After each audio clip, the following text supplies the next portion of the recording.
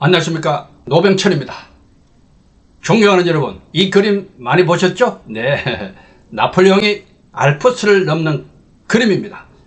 화가 다비드가 그렸죠? 그런데요, 이 멋진 모습이 실제로는 어떤가? 팩트가 이겁니다. 병사들을 알프스 넘게 하고 3일 후에 나폴레옹이 노새를 타고 넘었다고 합니다.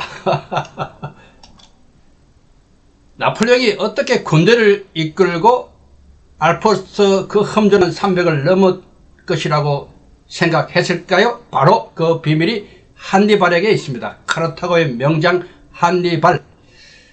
이 한니발은 나폴레옹의 롤 모델이었다고 합니다. 나폴레옹의 야전 텐트 안에는 한니발의 초성화를 걸어두었다고 합니다. 그리고 나도 언젠가는 군대를 이끌고 알프스를 넘어야지 생각했겠지요? 역사상 가장 유명하다고 말할 수 있는 선별전 칸나의 전투를 지금부터 보십니다. 칸나에라고도 하기도 하고 칸나이, 칸네라고도 발음을 합니다. 그 당시에 카르타고는요, 이런 상황이었어요. 로마의 큰 위협을 받고 있었죠. 그래서 사군투물 로마가 정복할 때 카르타고의 명장 한니발이 저기를 공격합니다. 그리고 육로를 따라서 알프스를 넘고 로마로 들어가거든요. 그런데 보십시오. 해로, 바다로 가면은 가까워요. 한 100km 정도. 그런데 육로를 택하면 1000km 이상을 가야 돼요. 그런데도 왜 한니발이 육로를 택했을까? 배를 만드는데 시간이 걸리고 여러 가지 또 장애가 있었습니다. 그래서 그냥 사군틈을 점령하고 바로 알프스를 넘는 용단을 발휘합니다. 그 당시까지 군대를 이끌고 알프스를 넘은 역사가 없어요. 그래서 로마에서는 설마 알프스를 넘어오겠느냐 이런 안열에 빠져 있었던 상태입니다.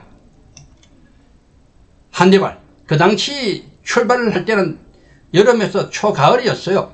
그때 한니발의 나이가 고작 28, 30도 안 되었어요.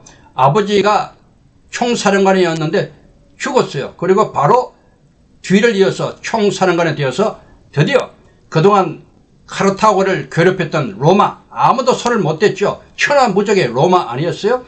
까짓것 한번 붙자, 한번 해보자.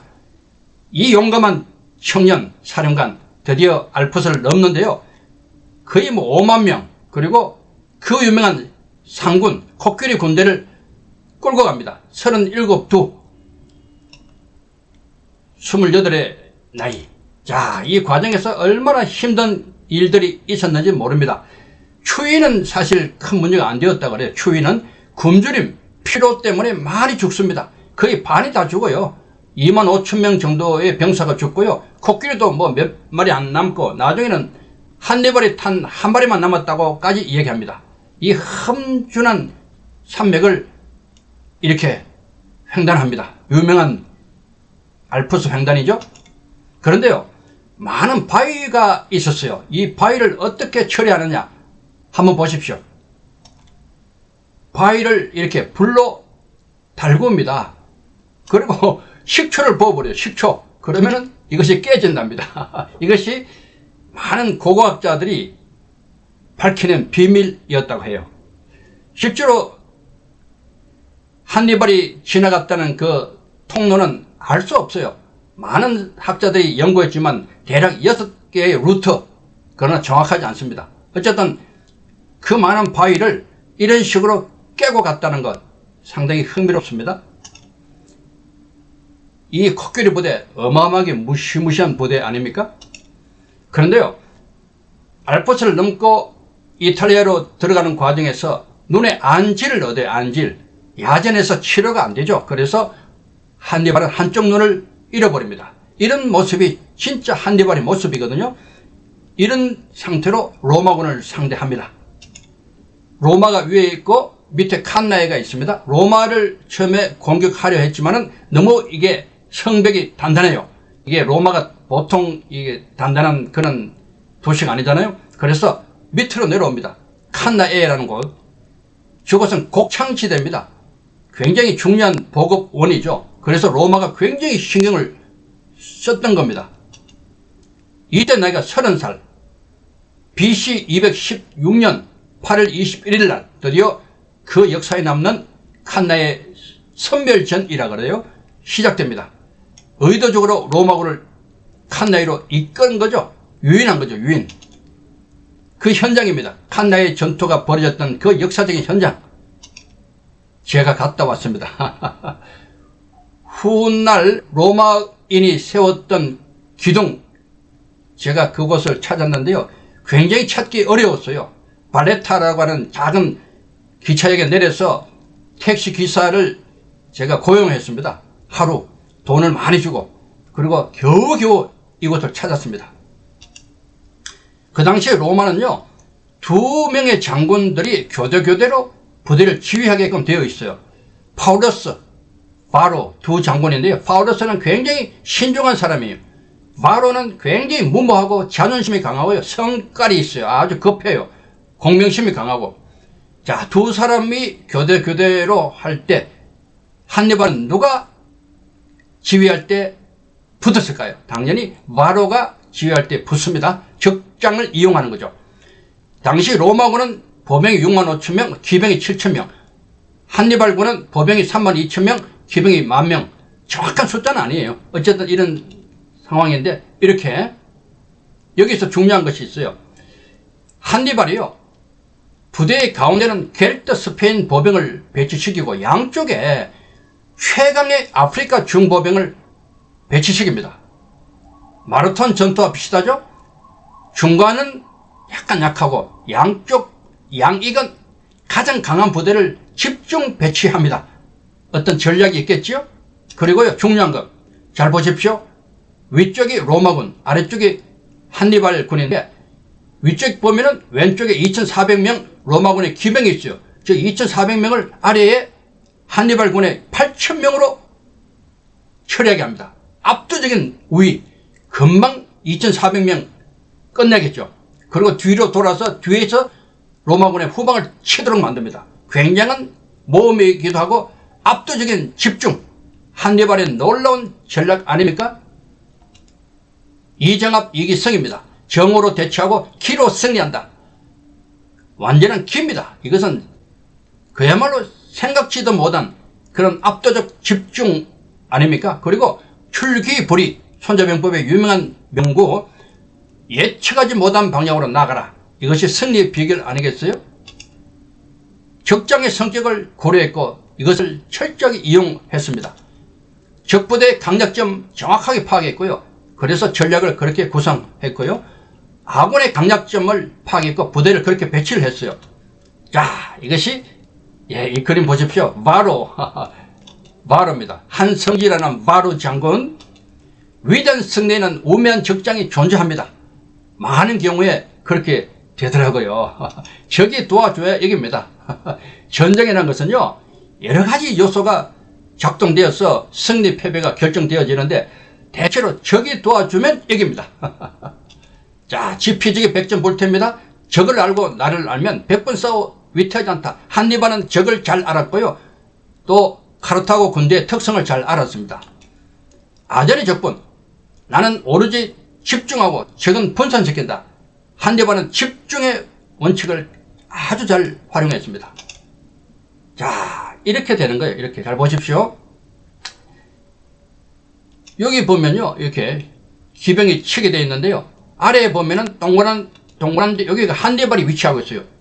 어느 위치인가 하면 가장 위험하고 가장 중요한 장소에 딱 지휘관이 위치하는 거예요. 리드는 이런 거예요.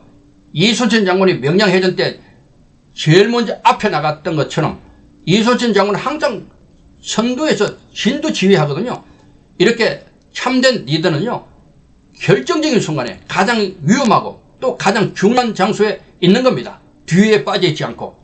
실제로 로마군이 막 앞으로 전진해 올 때 중간에 약한 부대거든요. 그래서 굉장히 위험하게 밀리고 뚫릴 그런 위기가 몇 번 있었는데 한니발이 가장 중앙에서 이들을 독려해서 그 포위망의 중간을 막아냅니다. 만약에 그때 못 막았으면 칸나의 선멸전 있을 수 없었습니다. 굉장히 중요한 포인트입니다. 자, 이렇게 됐거든요. 잘 보십시오. 로마군이 3열로 이렇게 들어오는데 바로가 볼 때 한니발군이 뒤로 후퇴하는 것처럼 보였거든요. 뒤로 빠지는 것처럼 의도적으로 포위망을 형성하는 줄 모르고 알 수가 없죠. 그러니까 앞에 있는 제대를 빨리 앞으로 가라 이렇게 소리 질러가면서 빨리 어떤 공을 세우려고, 이게 참 문제입니다. 공을 세우려고 하면 문제가 생깁니다. 두 번째 제대도 빨리 가 해가지고 앞으로 밀어붙입니다. 이게 참 적장에 도와주는 거죠. 빨리 앞으로 가 해가지고 완전히 밀집시킵니다.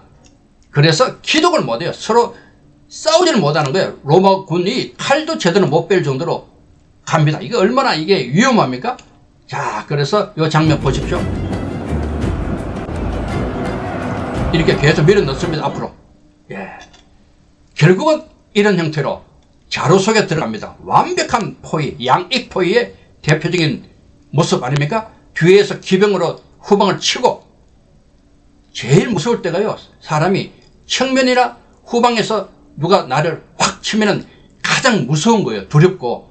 지금 이 모습을 잘 보십시오. 양쪽 척방은, 양쪽 양익은 가장 강한 아프리카 중장병으로 확 이렇게 밀어붙입니다. 와, 측면이 얼마나 무섭겠어요. 그리고 뒤에는 카르타고의 기병이, 막강한 기병이 뒤에서 쳐버립니다. 옆에서 뒤에서 이렇게 압박하니까 얼마나 로마군이 정신을 못 차리겠어요. 이런 모습이에요. 잘 보십시오. 중간에 로마군이 완전히 포위당하고 있죠. 자, 이런 형태. 양편에 카르타고 군대가 양익 포위를 완벽하게 했습니다. 자, 이렇게 해서 로마군이 끝나는 거죠. 이때요, 기록을 뒤져보면 정말 참혹한 살육전이 벌어졌다고 합니다.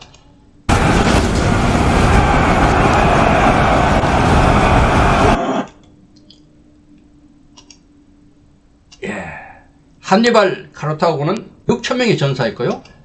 로마군이요 6만 명 사실 이상 전사합니다. 그래서 역사가들은 칸나의 선멸전이라고 부릅니다.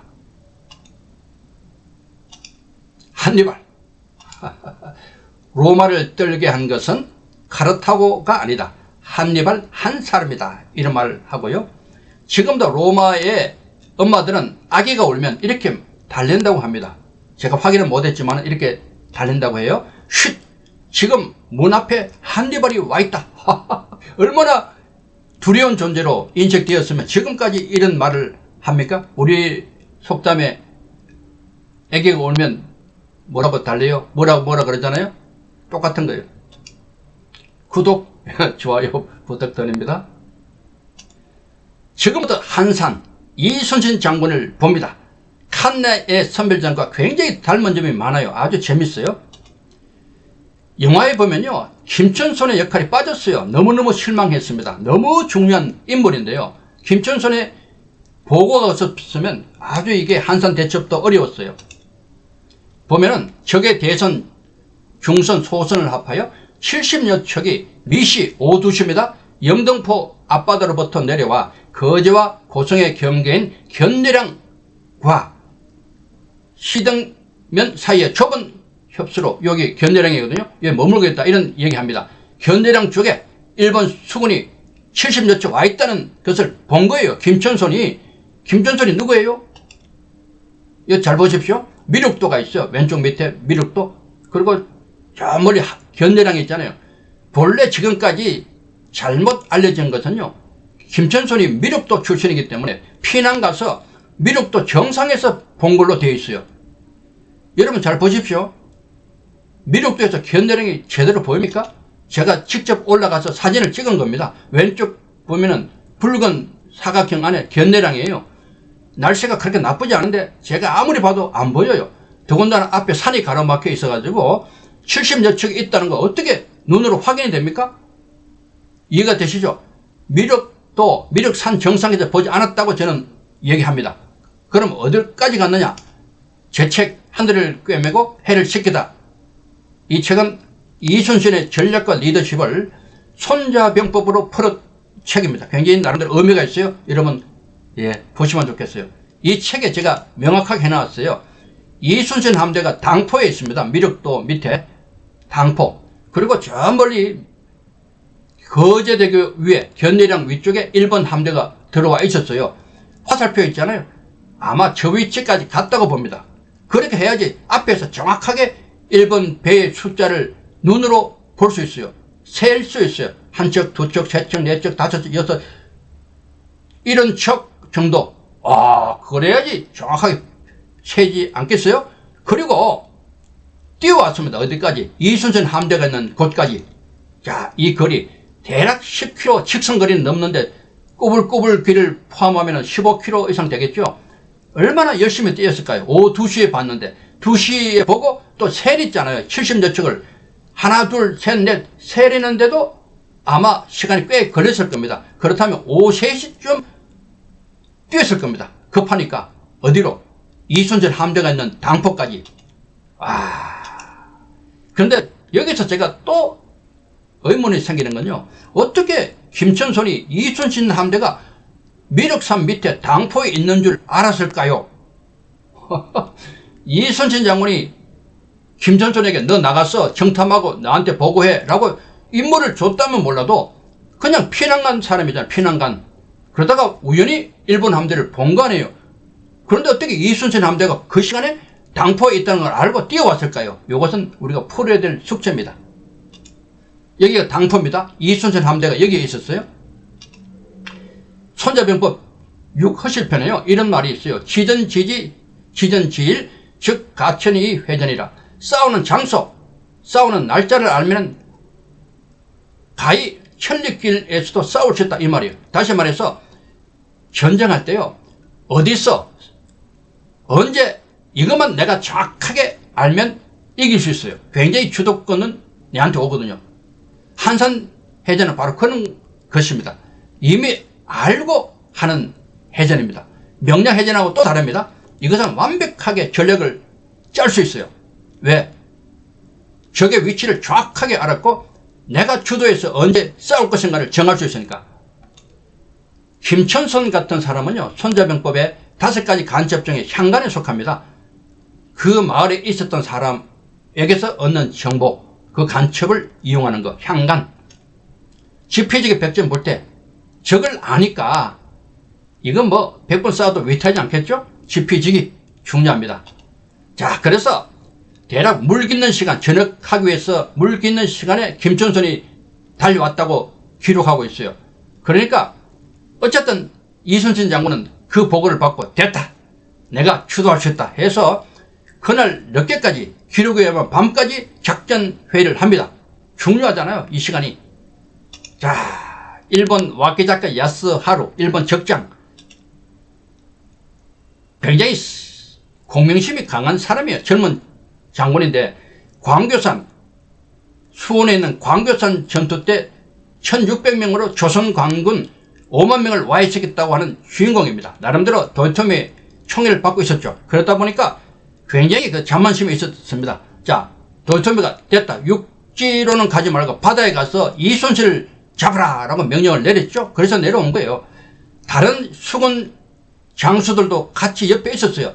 같이 협동해서 싸우라고 했는데 이 와키자카는 내 혼자 가겠다. 공명심이죠. 까짓거 광교산에서 조선 육군 5만 명도 내가 1600명으로 와해시켰는데 이거 이순신 뭐 이런 별것이 있어? 그때까지만 해도 이순신 별로 이름이 없었어요. 별로 뭐 조선의 한낱 나부랭이라고 생각했겠죠. 와키자카가 자만한 겁니다. 그래서 내 혼자 잡겠다. 위대한 승리에는 우매한 적장이 존재합니다. 적이 도와줘야 이깁니다. 하객진, 한산대첩의 상징. 굉장히 정교합니다. 각 직책을 세부적으로 이렇게 적었고요. 본래 하객진은 일본에서도 했고요. 육군들이 명나라에서도 했어요. 조선은 말할 것도 없고요. 거의 육지에서 했습니다. 그것을 이순신이 기가 막힌 훈련을 통해서 바다에서 한 겁니다. 바다는 굉장히 어려워요. 육지와 또 달라요. 배가 출렁거리고 바람이 이리 갔다 저리 갔다 안개가 끼고요. 모든 조건이 너무너무 힘든 상황에서 하객진을 바다에서 성공시킨다. 이것은 이순신만 할 수 있는 거예요. 자, 하객진, 하객 모양이죠. 아전이 적군이다. 하객진의 특징은 집중입니다. 나는 오로지 집중하고 적을 분산시킨다. 자, 일본 육군, 조선군, 이순신이 바다에서 자 이렇게 하는데요. 적군의 강점을 회피하는 겁니다. 등선 육박 전술을 거부한다. 가까이 최대한 붙이기는 하지만 배에 올라타기는 안 합니다. 우리의 모든 총포를 최대한 활용하는 거죠. 집중의 위력을 발휘하는 겁니다. 당파 전술, 이건요 총포로 적을 깨는 것을 말하고 있어요. 백길이 부딪히는 것 아닙니다. 분명히 제가 다시 정리합니다. 백길이 부딪히면 우리 배도 나무기 때문에 깨집니다. 절대로 이순신 장군은 당파를 그렇게 사용하지 않았어요. 총포로 때려서 적의 배를 깨는 것, 이것이 당파 전술이다. 자, 하객진은 이렇게 형성이 됩니다. 잘 보셔야 돼요. 첨자철진으로 전진을 합니다. 적선을 향해서 하다가 중요한 것, 뒤로 빠지면서 적을 유인한 거예요. 유인. 적 앞까지 가는 거예요. 적 함대 앞까지 본대가 간다는 거 꼭 명심하시기 바라요. 그래야지 적들이 따라오죠.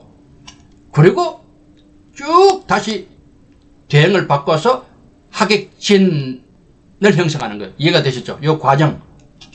자, 이때 거북선이 등장하는데요. 거북선 아직도 정확한 모양 모릅니다. 설계도가 없어요. 그러다 보니까 여러가지 억측이 많고 충봉 전세에 나오는 거 이런 걸 보고 얘기하는데 그것도 이순신 장군이 했던 거북선하고 다를 수 있습니다. 어쨌든 이 거북선이 우리가 오해가 되는 게 뭔가 하면 이 앞에 있는 용무리로 박았다. 적선을 박아 깨뜨린다. 잘못된 거예요. 용무리가 날아갑니다. 용무리 안에 보면 동그란 화포가 보여요. 앞에서 총포는 쏘아요. 총포. 그리고 위에 송곳을 꽂아두었죠. 적과 가까이 가거든요. 적의 가장 중요한 위치까지 가까이 가는데 일본군이 올라타지 못하도록 송곳만 꽂아놓은 거예요. 송곳만. 이것이 거북선입니다. 속도도 느려요. 왜냐하면 이게 무겁잖아요. 그러니까 영화에서처럼 막 달리지 못합니다. 사람이 걷는 속도밖에 못 내요. 자, 이 빠르지 않아요. 이렇게 막 부딪히지 않습니다. 거북선도. 이렇게 적선을 이렇게 깨뜨리는 이것 아닙니다. 그리고 이건 더욱더 아니에요. 이렇게 다 막힌 상태로 양쪽에서 포를 쏘면요. 배가 견뎌나가겠어요? 그 소음은 말할 것도 없고요. 이 배가 견뎌낼 수가 없죠. 깨지겠죠. 이런 장면 멋있지만 아닙니다. 거북선 2층이냐 3층이냐 말이 많죠. 2층일 수 있고 3층일 수 있는데 제 개인적인 생각은 3층은 너무 무거워요. 높고 높으면 무게중심을 또 이게 잡기 힘들거든요. 자, 지금 이제 한산 대첩 제가 정리할게요. 5, 6척으로 일본 전선을 유인하기 위해서 앞으로 나갑니다. 5, 6척이에요. 여기도 제가 약간 뭔가 좀 이상하게 왜 이순신 장군이 5척이면 5척, 6척이면 6척 명확하게 하시는 분이 여기만큼은 5, 6척으로 해놨어요. 왜 그랬을까요? 애매하잖아요. 어쨌든 5, 6척으로 유인하는데 거의 1시간 동안 싸웁니다. 어영담 장군이 인솔에 가는데 거의 1시간 동안 싸워서 적을 약올리고 뒤로 빠지는데 중요한 것 이순신의 본대도 저 앞에까지 갔다고 저는 보는 거예요. 통상 우리가 알고 있기는 미륵도 한산도 주변에 흩어져 있다가 5, 6척이 유인해서 올 때 하객진을 형성한다 이렇게 알고 있는데 아닙니다. 형성이 안 됩니다. 그렇게 되면요 오는 시간도 있고 여러 가지 이 조건적으로 안 되게 돼 있어요. 본대가 올라가야 돼요. 그래야지 와케자카도 따라옵니다. 5, 6척이 유인한다고 해서 아무리 와케자카가 성질이 급하고 공명심이 그냥 발동하더라도 안 오거든요. 나름대로 신중합니다. 자, 보십시오. 이순신 본 함대 위치는 저 위에까지 갔다. 해관도 저 위에까지 저는 그렇게 보고 있어요. 현장에 가면 이런 그림이 있어요. 화도, 방어도 밑에서 올라와서 하객진 숨어 있다가 올라가는 거죠. 이것은 잘못됐다고 저는 계속 이 얘기하고 있어요. 이렇게 이런 모습으로 가는 거예요. 5, 6척을 따라오다가 해관도 쪽에 보니까 조선 수군의 함대가 있네. 됐다. 전군 출동했을 거라 봅니다. 이해되시죠? 그리고 잘 보십시오. 아까 우리가 보셨잖아요. 실제로 하객진은 이렇게 적을 유인해야 돼요. 적성과 가까이 갔다가 본 함대를 보여주고 유인하는 것 중요합니다. 꼭 이런 그림이죠. 그리고 방화도, 화도. 왼쪽이 방화도, 오른쪽이 화도거든요. 여기 왔을 때 쫙 하객진이 들어가는 거예요. 자, 이 모습. 들어왔을 때, 적이 따로 들어왔을 때 이제 진영이 바뀌면서 하객진의 모습으로 가는 것. 이것이 정석이에요, 정석. 자, 견대량, 그리고 한산대첩 전투해협. 이 장소에서. 이렇게 되는 거예요. 이렇게 하다가 이런 모습으로. 들어왔죠. 예. 저는 이렇게 하객진이 형성되었다고 보는 사람입니다. 자, 보십시오. 이 그림 잘못됐다. 꼭 한나의 선별전 그 모습이죠. 저는 굉장히 신기하더라고요. 어떻게 이렇게 닮았을까. 그리고 일본 수군들이 대피하면서 어디로 가요? 400여 명이 한산도로 가요. 그리고 해서는 이런 모습이 맞다고 봐요. 쭉 밀어 들어가니까 도망가다가 한 14척은 아예 멀리 도망가 버렸고, 나머지 400여 명이 한산도로 도망가서 거기서 거의 13일 해초만 먹고 살았잖아요. 와키자카도 있었다고 말하고요. 여기서 다시 정리할 거. 조선의 총통들 보십시오. 천자 총통은 1200보 사거리, 또 지자는 800보, 현자 800에서 1500보, 황자 1100보, 또 이런 것들 전부 대략 1km 이상 날아갑니다. 멀리 날아갈 때는. 그런데 이렇게 곡사기처럼 쏴서 그 멀리 있는 적선이 맞을까요? 오늘날도 힘들어요. 오늘날도. 그래서 아무리 사거리가 길어도 최대한 가까이 붙도록 기다리는 거. 이거 참 중요합니다. 그래서 이순신 장군이 훈련을 많이 시켰어요. 가까이 붙어 사격하는 훈련을. 보십시오. 오늘날 같이 K9처럼 포탄이 날아가가지고 포탄이 팡 터져서 그냥 파괴하고 이런 것 아니에요. 여기는 이런 큰 화살들이 날아가는 거예요. 대장군전 화살. 그래서 적 배를 깨는 거예요. 망루도 깨고 갑판도 깨는 용도입니다. 배에 물이 들어가게 하고, 그리고 우리 조선 수군이 화살을 쏘고 불화살을 쏘아서 배를 분멸시키는 것이 당시 해전의 모습이에요. 영화에는 그냥 오늘날 K9처럼 폭탄이 터지는 것처럼 보이는데 잘못됐다. 자, 이렇게 쏘는 거예요. 배가 뚫렸죠. 이런 식으로 물도 들어가고. 자, 영화는 이런 면에서 또 제가 칭찬할 그런 장면이 있더라고요. 일본 수군이 최대한 가까이 올 때까지 기다리는 거 잘한 거예요. 실제로 가까이 올 때까지 기다려야 돼요.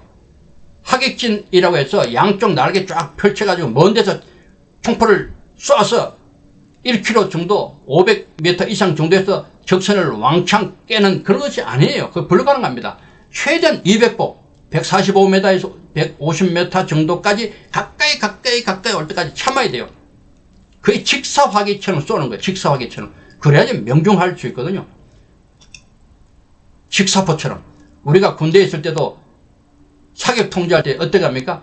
기다려 했다가 M16 소총도 가까이 왔을 때 쏘도록 해요. 그 성능 좋은 소총도. 이때는 더 하죠. 최대한 가까이 붙었을 때. 또 중요한 것은 하객진이라고 해서 양쪽 펼쳐진 전체에서 동시에 지휘가 되는 것은 아니에요. 이순신 장군이 전체를 지휘하지만, 발포하라 하지만은 각각 또 소규모 제대별로 거기에 책임자가 책임지고 그 지역을 담당하는 겁니다. 이렇게 소부대 단위로 책임제로 임무용으로. 이해가 되시죠? 자기 앞에 있는 것 소규모로 처리하는 것 아주 중요합니다. 현실적으로 또 이렇게 돼야지 맞아요. 자, 이렇게. 그런데 아직도 오해하는 부분, 백병전 아닙니다. 명량영화에도 또 뭐 여러 한산 이순신 영화에 보면 꼭 마지막에 백병전이 일어나요. 우리 배에 올라타서. 이거 잘못됐어요.